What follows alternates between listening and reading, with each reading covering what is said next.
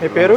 నమస్కారం, నేను కుకట్పల్లి డివిజన్ మన market committee AMC director Kukatpally. ఇప్పుడు Moosapet division vice president Congress party. ఏంటి సార్ పాలన ఎలా అనిపిస్తుంది మీకు? అంటే రేవంత్ రెడ్డి గారు కొన్ని ప్రామిసెస్ చేయలేదని జనాల్లో కొంచెం అసంతృప్తి ఉందని అనుకుంటున్నారా లేదంటారా?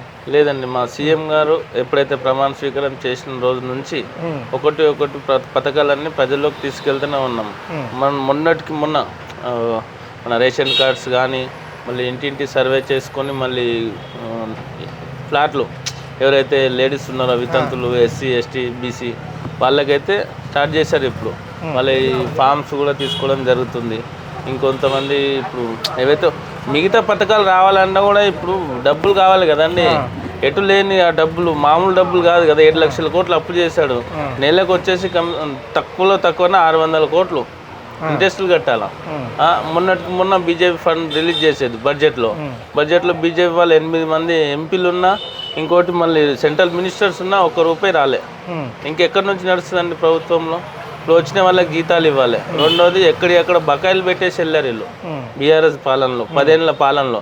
వచ్చి 1 ఇయర్ కూడా కాలే. మా పైన ఇన్ని క్వశ్చన్లు, ఇన్ని దుమారాలు, ఇన్ని అంటే మామూలుగా ఇన్ని అబద్ధాల ప్రచారం చేయడం కూడా తగదు వాళ్ళకి. ఎందుకంటే 10 సంవత్సరాలు వాళ్ళు పాలిచ్చినప్పుడు వాళ్ళకు మిగులు బడ్జెట్తో తెలంగాణ ఇచ్చారు. ఇప్పుడు అప్పులతో తెలంగాణ రాష్ట్రం ఏర్పడింది. మరి ఇప్పుడు సీఎం రేపు కొన్ని కోలుకోవాలంటే ఇంకా చాలా టైం పడుతుంది కదా.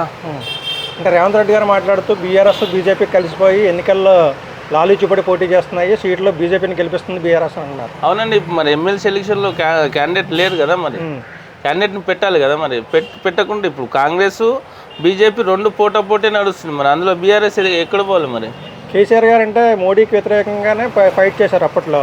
మరి ఇప్పుడు కాంప్రమైజ్ అయిపోవడానికి కారణం ఏంటని అనుకుంటున్నారు? అంటే ఇక వాళ్ళకి ఇంటర్నల్గా ఉన్నాయి కదండి ఇబ్బందులు. అంటే ఇంటర్నల్గా ఇబ్బందులు ఉన్నాయి కదా.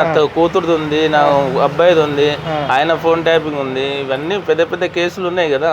అవన్నీ సమర్థించుకోవడానికి వాళ్ళు ఎందుకు మనం ముందుకెళ్ళడం, వెనకాల నుండి నడిపించుకోవచ్చు అన్నట్లు అట్లా ఆగుతున్నట్టున్నారు. అంటే కేసులు భయపడి కేంద్ర ప్రభుత్వానికి వ్యతిరేకంగా పనిచేయట్లేదు అంటారా? పనిచేయట్లేదు. మరి ఇప్పుడు అర్థమవుతుంది అండి. మామూలు జనాలు చూస్తే కూడా చెప్తారు కదా. ఏంటంటే ఎమ్మెల్సీ నిలబెట్టాలి కదా. మరి క్యాండిడేట్ని 10 ఏళ్ళు పాలించిన ప్రభుత్వం పార్టీ, మళ్ళీ సెంట్రల్లో మేము పార్టీ పెడతాం, సెంట్రల్ లెవెల్లో మేము వెళ్తాం, అన్ని రాష్ట్రాలలో మేము ఎలక్షన్లో పాల్గొంటాం అన్న మనుషులు మరి ఏమైంది ఈరోజు? మన దగ్గర ఎమ్మెల్సీ క్యాండిడేట్ పెట్టాలి కదా. మరి ఎందుకు పెట్టలే? మరి ఇట్లాంటప్పుడు మనం అనుకుంటాం అప్పుడు బీజేపీ బీఆర్ఎస్ ఒకటేంది కాబట్టి క్యాండిడేట్ని పెట్టలే. అంటే కాంగ్రెస్ పార్టీ చాలా సంవత్సరాల తర్వాత ఐకమత్యంగా ఉన్నారు ఎక్కువ. అంటే అంతర్గత ప్రజాస్వామ్యం అని చెప్పేసి ఎక్కువ కొట్లాడుకుంటూ ఉంటారు అని చెప్పి కాంగ్రెస్కి ఒక చెడ్డ పేరు ఉంది. ఇప్పుడు ఐకమత్యంగా ఉండడం వల్లే ఇప్పుడు అధికారంలోకి వచ్చారని అందరూ అంటూ ఉంటారు. ఈ ఐకమత్యం ఎల్లకాలం ఉంటుందని అనుకుంటున్నారా మీరు? ఉంటుందండి. ఎందుకంటే మా అధిష్టానం ఎప్పటికప్పుడు ఎవరైనా మన పార్టీ గురించి విభేదాలు తెచ్చినా, ఏదైనా తప్పులు చేసినా ఎప్పటికప్పుడే మాట్లాడుతున్నారు వాళ్ళు పైనుంచి. కేసీ వేణుగోపాలరావు గారిని, రాహుల్ గాంధీ గారు కానీ, సోనియా గాంధీ గారు కానీ, మా ఖర్గే గారు కానీ ఎవరైనా కూడా ముందుకొచ్చి మాట్లాడుకోవడం. ఏ ఇష్యూ ఉన్నా, ఏ కొట్టాటలు లేని అంతర్గత పోరు తెచ్చుకోదు. తెచ్చుకుంటే మీ నాయకుల మధ్యలో మీరు అనుకున్న మాటలకి కార్యకర్తలు కూడా పార్టీకి సపోర్ట్ చేయకుండా పోతే మీ పరిస్థితి ఏందనేది బాగుంది చెప్పడం కూడా జరుగుతుంది. కాకపోతే ఎందుకంటే అట్లా చేస్తే మీరు కూడా మైనస్ అయిపోతారు, పార్టీ కూడా మైనస్ అవుతారని ఎప్పటికప్పుడు సూచనలు ఇస్తూనే ఉన్నారు. అంటే ఇప్పుడు కేంద్రం కూడా, అంటే సెంట్రల్లో కూడా ఇప్పుడు రాహుల్ గాంధీ గారు కూడా నిజమైన ప్రజాదరణ కలిగిన నాయకుడు ఎవరో గుర్తిస్తున్నారంటారా?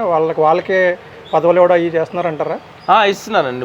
మొన్న ఇప్పుడు మళ్ళీ ఎమ్మెల్సీ ఉన్నాయి కదా. ఇప్పుడు గ్రాడ్యుయేట్ కాకుండా మళ్ళీ 5-6 మంది అయిపోయినాయి మన దగ్గర ఇప్పుడు మన తెలంగాణలో.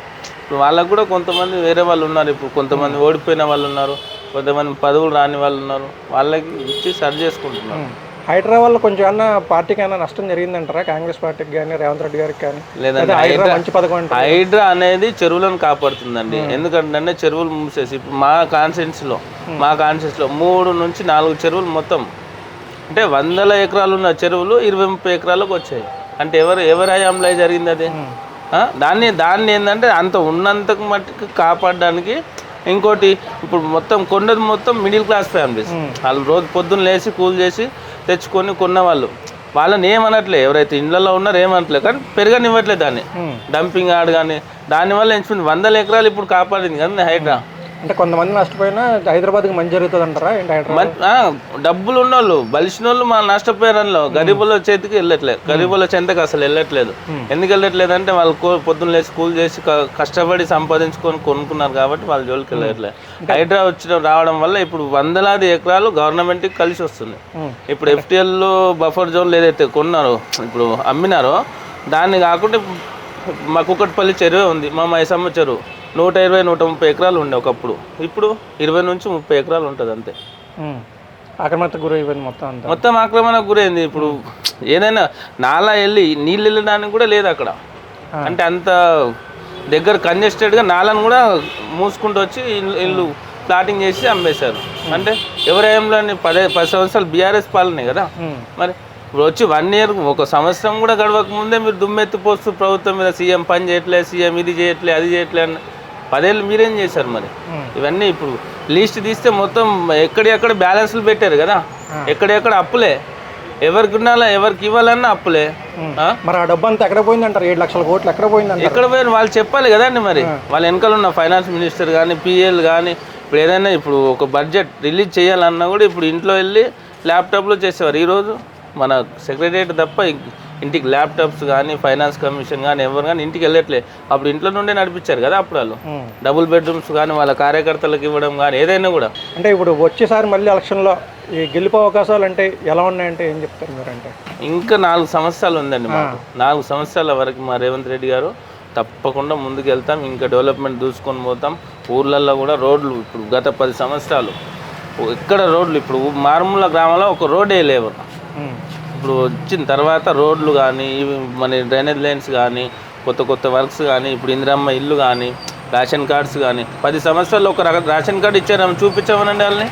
ఒక్క రేషన్ కార్డు అని ఇచ్చారేమో. ఈరోజు 1 ఇయర్లోనే చేస్తున్నాం కదా ఇవన్నీ. ఫ్రీ బస్ కానీ ఇందిరమ్మ ఇల్లు కానీ రేషన్ కార్డ్స్ కానీ ఇంకా చాలా పథకాలు ఉన్నాయి కదా. రైతు రుణమాఫీ కానీ ఇవన్నీ చేసుకుంటూ పోతుర్రు.